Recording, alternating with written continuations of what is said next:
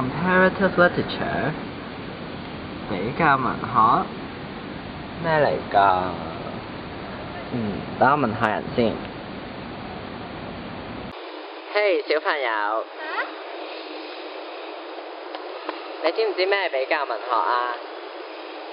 比較文學，咪即係比較文學咯。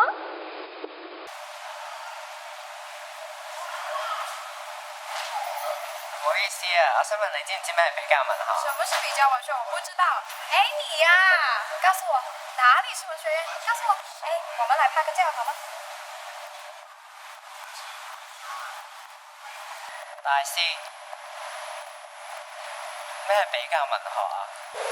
三個字：雙城記。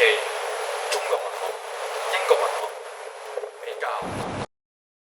吓？即係點啊？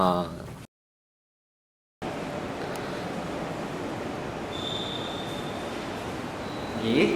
又係呢張 poster 嘅，等我入去問下人咩比較文學先。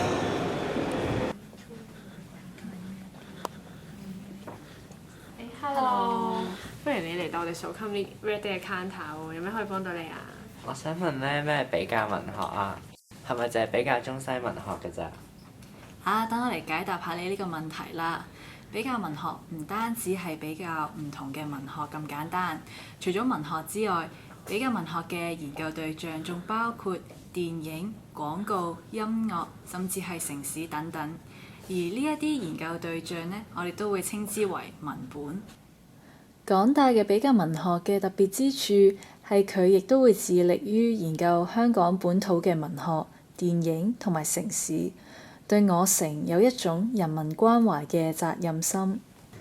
而港大嘅比較文學係專注於以下5大範疇，包括電影及媒體研究、性別研究、文化研究及文化理論、香港及中國研究、城市、後殖民及環球研究。所以，雖然我哋的確會研究文學，但以為比較文學只係研究文學係一個大錯特錯嘅謬誤。由董啟章嘅短篇小說到麥兜嘅電影，村上春樹嘅作品到 Christopher Nolan 嘅電影，甚至係 LV 廣告同本土嘅一啲地區，例如灣仔，都係比較文學會研究嘅嘢。